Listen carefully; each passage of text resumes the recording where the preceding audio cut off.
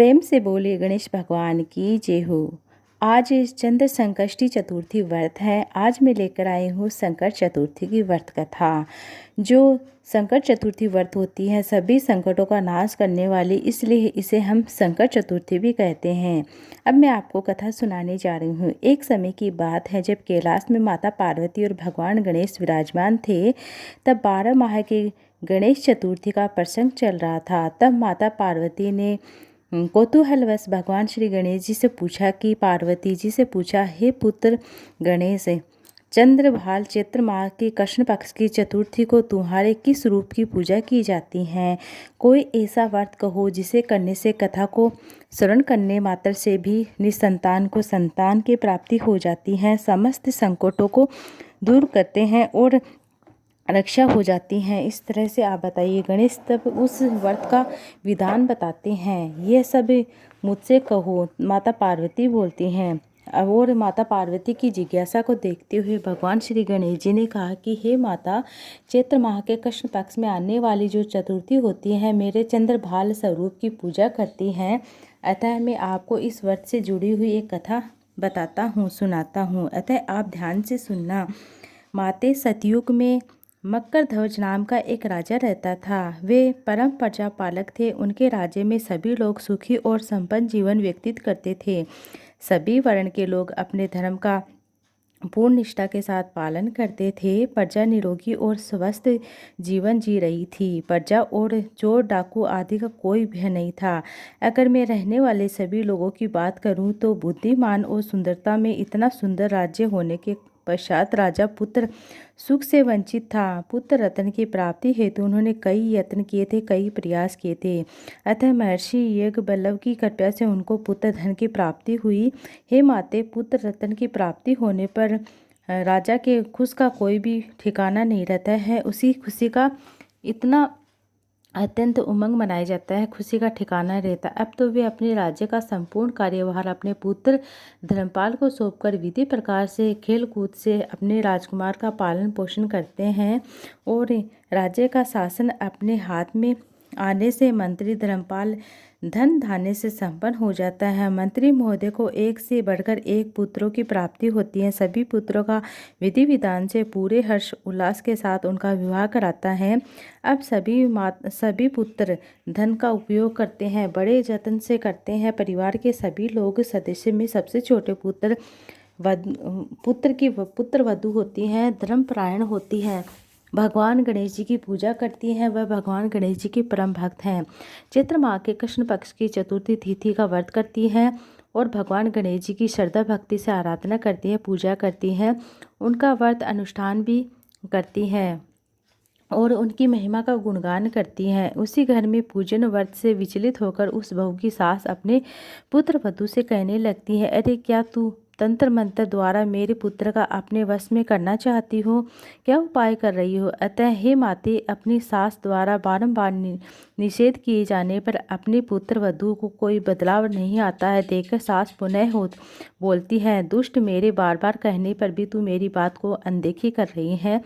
मैं तुझे पीट पीट कर मार दूंगी। मुझे यह सब कुछ तांत्रिक व्यभिचारी पसंद नहीं है। अपनी सास की यह बात सुनकर पुत्र वधू ने विनम्रता से कहा, हे सासू माँ, मैं संकट नाशक भगवान श्री गणेश जी का व्रत कर रही हूँ। यह व्रत अनुष्ठान करने से मनोवांछित फल की प्राप्ति होती है। जो भी संकट होते हैं संतान पर वह दूर होते हैं, टलते हैं, संतान की प्राप्ति होती है। माता के संतान चिरजीवी होती है। अपने पुत्र वधू की यह बातें सुनकर क्रोधवश सासू ने अपने पुत्र से कहा, हे पुत्र, तुम्हारी पुत्र वधू जादू टोने का उतारू हो गई है। मेरे बार बार मना करने पर भी मेरी एक बात नहीं सुनती है।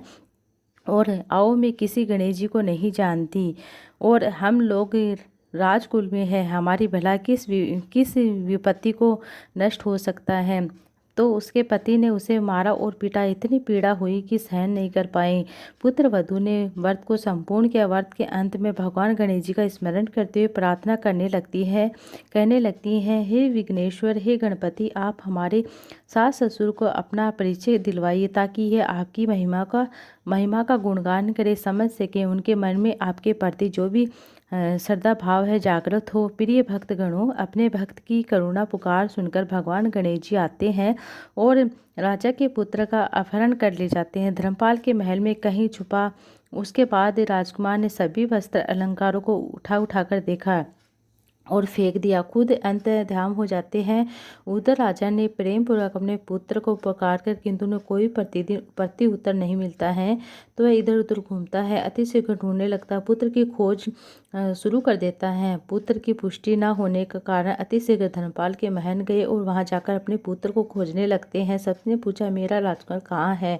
वहीं पर सभी वस्त्र आभूषण मिल गए। राजा ने कहा कि धर्मपाल, मेरा राजकुमार कहाँ चला गया? किसने इसका निंदनीय कार्य किया है? हाय, मेरा राजकुमार कहाँ चला गया? राजा की व्याकुलता धीरे धीरे बढ़ने लगी। राजा की दशा देखकर मंत्रीगण धर्मपाल ने कहा, हे राजन, आपका चंचल पुत्र कहाँ है? उसका कोई पता नहीं है, किंतु मैं अभी पूरे राज्य में बाग बगीचे आदि स्थानों पर खोज कर आया हूँ। उसके बाद व्याकुल राजा नौकर सेवकों आदि से कहने लगते हैं, अंगरक्षकों सेवकों, मेरे पुत्र का शीघ्र पता लगाइए।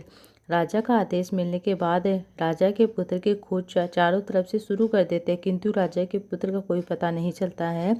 जब राजा के पुत्र का कोई पता नहीं चलता है, राजमहल में आके राजा के समक्ष डरते हुए कहते, निवेदन करते हैं कि राजन, हमें क्षमा करें, अभी तक अपहरण कर्मियों का कोई पता नहीं चला है। राजकुमार को पूरे नगर में किसी ने जाते आते नहीं देखा है। उन सैनिकों की बातें सुनकर क्रोधवश होकर राजा ने अपने मंत्री को बुलाया और कहा, हे धर्मपाल, मेरा राजकुमार कहाँ है? मेरा पुत्र कहाँ है? मुझे साफ साफ बताइए, मेरा पुत्र कहाँ है? उसके सभी वस्त्र आभूषण मुझे दिखाई दे रहे हैं, किंतु वह नहीं दिखाई दे रहा है।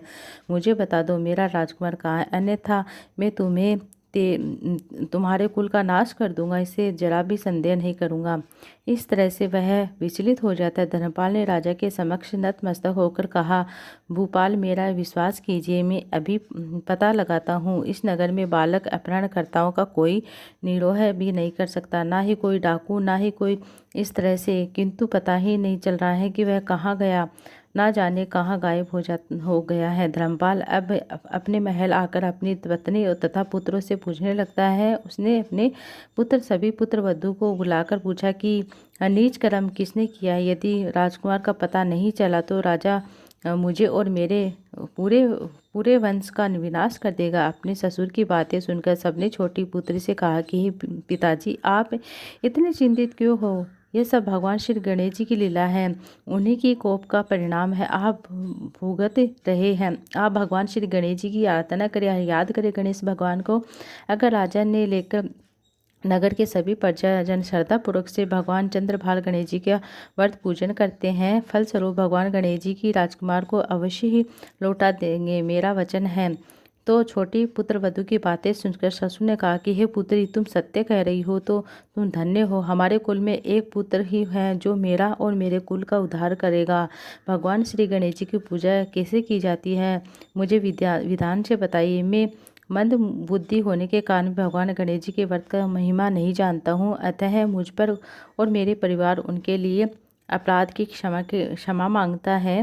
भगवान श्री गणेश जी को कष्टनाशक चंद्रभाल संकष्टी चतुर्थी का अनुष्ठान किया। राजा सहित सभी नगरजनों ने श्री गणेश जी भगवान को प्रसन्नता से अनुष्ठान कराया और सभी के व्रत अनुष्ठान के प्रभाव से गणेश भगवान प्रसन्न हो जाते। देखते देखते सभी लोगों के सामने राजकुमार को प्रकट कर दिया। राजकुमार को अपने समक्ष देखकर राजा सहित सभी नगरवासियों की खुशी का कोई ठिकाना नहीं रहता है। सब राजकुमार को आश्चर्यचकित होकर देखने लगते हैं। राजा पहले पुत्र को पुनः प्राप्त करके खुशी के फूले नहीं समाता है। गणेश जी की लीलाओं को देखकर वह नतमस्तक होकर कहने लगता है, हे भगवान श्री गणेश जी महाराज, आप धन्य है। धर्मपाल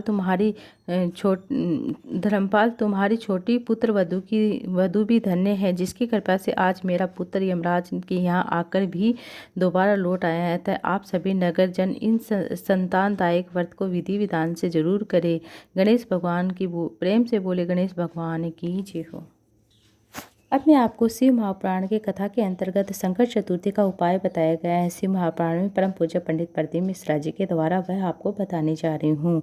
जिससे कि हम जो भी कथा सुनते हैं उसके अंदर गेहूं की आखा दाना लेते हैं। कहते हैं कि आखा दाना गणेश भगवान की पूजन में जो लेते हैं उसे प्रार्थना करके हम 2-4 दाने रख लेते हैं। ये चावल हो या गेहूँ हो, आप जो भी आखा दाना लेते हैं मतलब उन आखा दाना को आप अपने भगवान से निवेदन करके मतलब आप गणेश चतुर्थी का नियम धारण करने वाले होते हैं। बड़ी बड़ी चतुर्थी का आप जैसे बड़े बड़ी चतुर्थी का व्रत कर रहे हैं, तो अगर उन आखा दानों को हम रख देते हैं, हमारे कुल का कोई भी मनुष्य कहीं जा रहा है या उसकी कोई कार्य है वह पूर्ण नहीं हो रहा, तो वह आखा दाना साथ लेकर जाता है तो उसके सभी काम पूर्ण होने लगते हैं। जैसे काम अटका हुआ है अपने घर का या दूसरे कुल का नहीं होना चाहिए, इस बात को आपको ध्यान है। अपने ही कुल के किसी भी मनुष्य को वह जौ का दाना, वह गेहूं का दाना या जो भी चावल का दाना हम दे देते हैं तो उसका फल उसे ज़रूर मिलता है, उसका कार्य सिद्ध हो जाता है। उस आखे का दाने का इतना महत्व होता है क्योंकि चतुर्थी का व्रत करने वाली माताएं जब व्रत करती हैं, स्वयं चतुर्थी की कथा में लिखा है कि पार्वती गणेश जी से चतुर्थी का व्रत पूछती है, विधान पूछती है। माता पार्वती ने गणेश चतुर्थी का व्रत किया था जिससे गणेश जी महाराज उन्हें सुनाते हैं और पार्वती गणेश जी भगवान से माता पार्वती गणेश भगवान से सुनती है। संकट चतुर्थी की कथा जब होती है तो स्वयं गणेश जी वाचन करते हैं और कहते हैं कि माता पार्वती और जो आखा दाना लिया है गणेश जी के भाव लेकर गणेश जी से निवेदन करते हुए, विनय करते हुए, प्रार्थना करते हुए पूर्ण आस्था के साथ वह आखा दाना ले लेती है और अपनी कामना करती है। इस तरह से उनकी भी कामना पूर्ण होती है। तो कहते हैं कि जो भी चतुर्थी के जो आखा दाना होते हैं, किसी भी संकट, किसी भी कामना को पूर्ण करने के लिए आप प्राप्त कर सकते हैं और अपने कुल को किसी भी कार्य के लिए दे सकते हैं। ये थी आज की वीडियो में। तो आपको वीडियो अच्छी लगी तो वीडियो को लाइक ज़्यादा से ज़्यादा शेयर कीजिए।